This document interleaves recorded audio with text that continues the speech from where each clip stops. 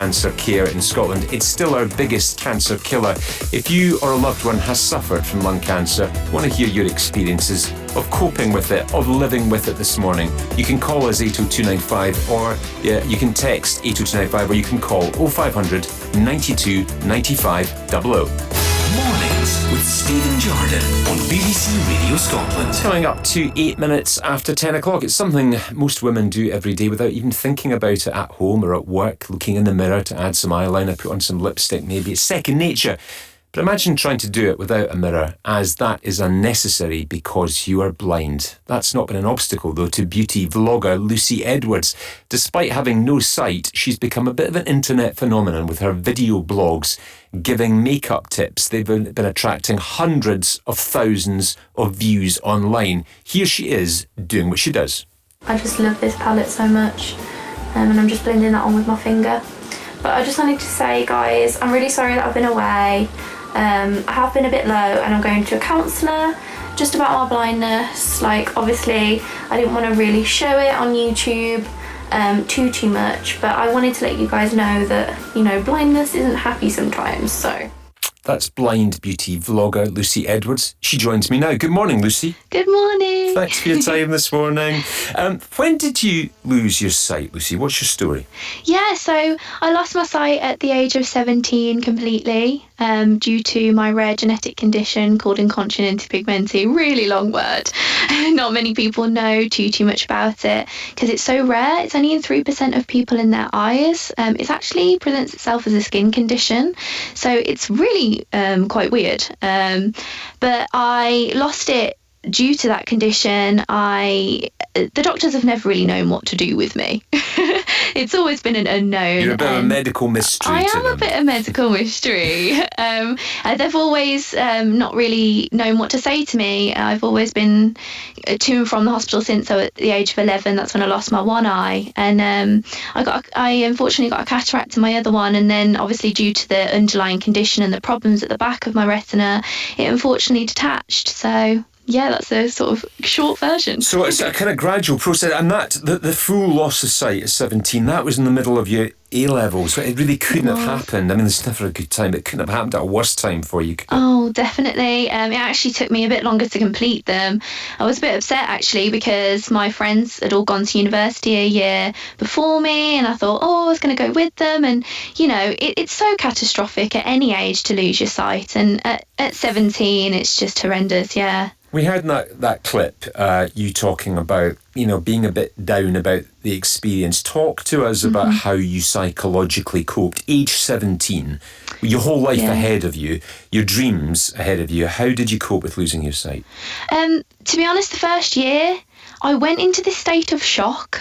Because I always say to people it's this grieving process, and I was at the very start of that. Obviously, as soon as on that day in March when I was 17, I went into this state of not being able to even think about I know it sounds weird because everyone's like, well, don't you think about it every day? It's right in front of you, you know, you can't see. But for a year I blocked it out, and for a year I thought, tomorrow's going to be better, tomorrow's going to be better.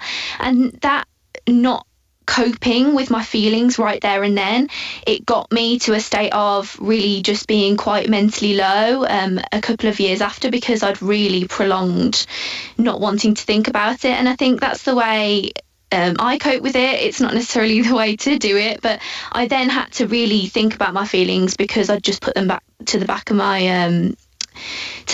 my brain, to be honest, because I had my A-levels to cope with and I didn't want to let it get to me. But obviously everyone has to deal with their feelings at some point, and I, at the moment, 3 years after really losing my eyesight, I feel the happiest ever, and it has taken me to this point, definitely. And you do see my journey on YouTube, and it's very important to take stock of your feelings sometimes. That's really good to hear. When you started losing your sight at 11, and it was completed when you were 17. What part was makeup playing in your life at that stage? Had you started to kind of experiment a bit with makeup at that stage? Oh, definitely. I've got a sister, actually, we're only 15 months apart, so we're always, since the age of about 13, I've put makeup on to go to school, to go, out and about, and it's been fundamental in my life. And because it's such a sighted thing, I as I said, in that 1 year that I really didn't want to think about it, I was doing everything that I possibly could to make me be able to defy what I was and defy stereotypes of blindness. And I really didn't want to be it. And I was a teenager defying everything. And I really didn't want to let my blindness take hold of me in that sense. And, with the help of my sister picking shades for me, I am now able to have lots and lots of makeup items that I have learned to then apply myself through trial and error. See, that's the tricky bit, isn't it? So to begin with, Lucy, was your sister applying the makeup for you? Was that how it started? Yes, definitely. So at the age of 17, I went blind, and I'd go into her room and she'd be like, Lucy, you've done that completely wrong. Like, she had to I was always like, you have to tell me the truth now about what I look like to my family.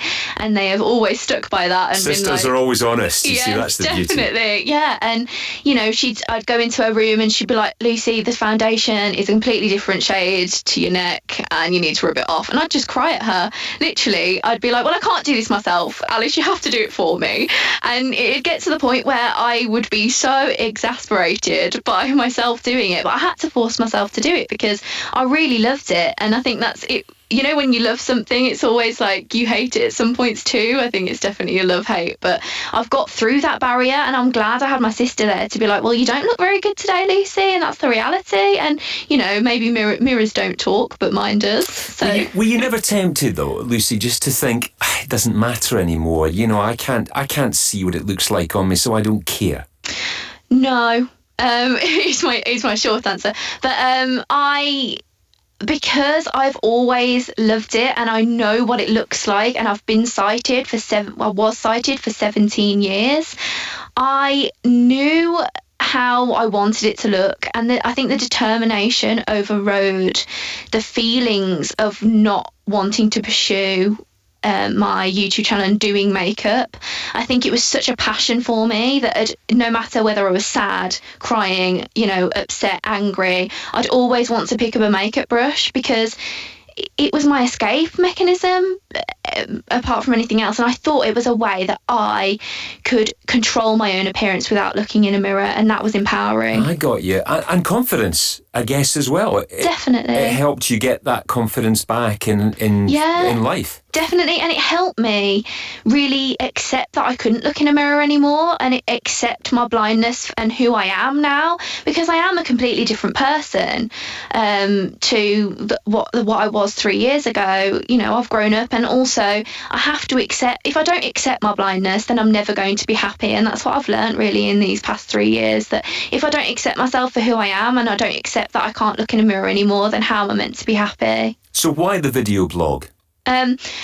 I saw that there was really nothing online that helped blind and visually impaired people to feel empowered, and definitely there is this stereotype of this blind person not wanting to do it because of all, I can totally get that when you go blind, you don't want to bother to do anything. You don't want to bother to look necessarily nice because you are upset and you are struggling with that. But the thing is that I want to show people that you should struggle and you should get past those feelings, because it's important to feel sad and then that makes you feel happy again.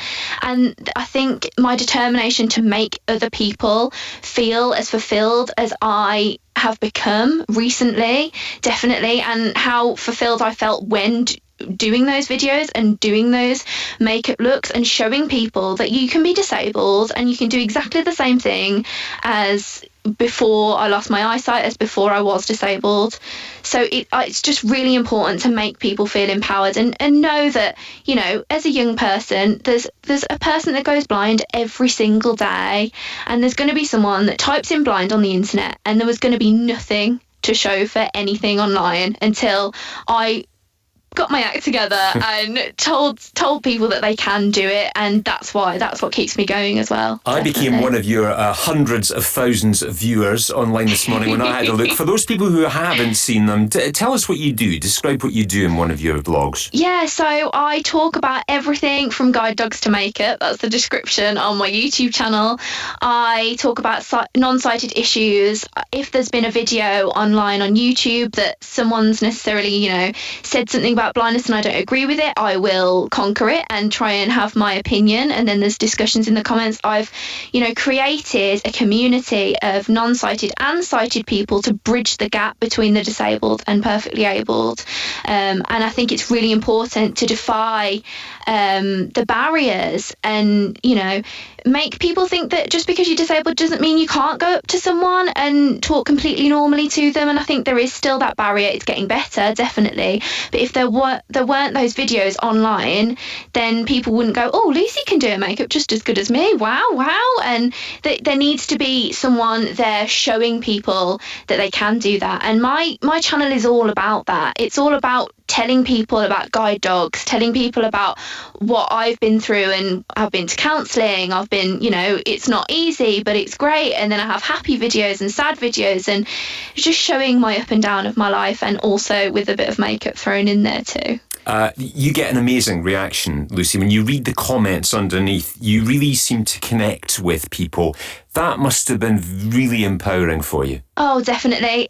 To be honest, it keeps me going. Every single comment that I get is, to be honest, 90% of the time, my comments are great. And you don't hear that from many YouTubers. You don't hear, and my community that we've built together online is so positive. And if there's anything that anyone disagrees with, it's not hate in the comments. It's genuinely a discussion, and that's what keeps me going too, definitely. So what's the plan with this moving forward? I mean, you're clearly an amazing person speaking to you this morning. You're doing a law degree, aren't you? You're going to study law. I am. That's what I'm doing at the moment. To be honest, I am doing my degree, and my main goal is to become a presenter and an activist. So yeah, I'm trying to get as much experience as I can in that, as well as doing this, and whatever comes, it comes.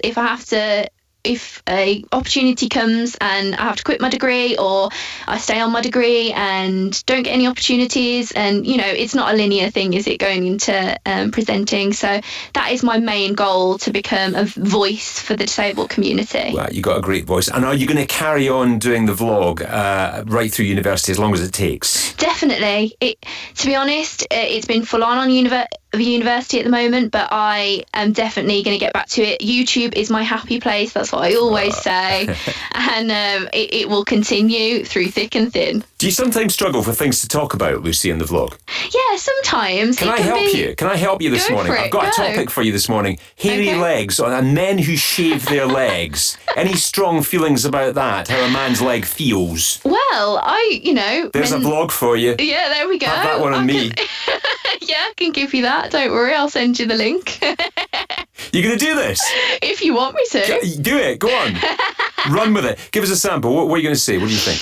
I think I would say that hairy legs on men aren't that bad.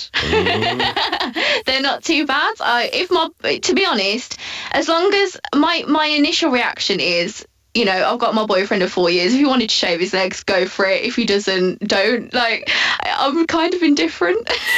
Right, well, you won't be when I tell you that up to half of men are now shaving their legs. Wow. Yeah, so we're going to discuss that next in the programme. So yeah. I look forward to your vlog on it. Definitely. Lucy Edwards, it's been an absolute pleasure this morning. You're a star. Thank you very much indeed. That was Lucy speaking to us from Birmingham this morning. 10:21 on BBC Radio Scotland. Hairy legs are next. Guess It's On.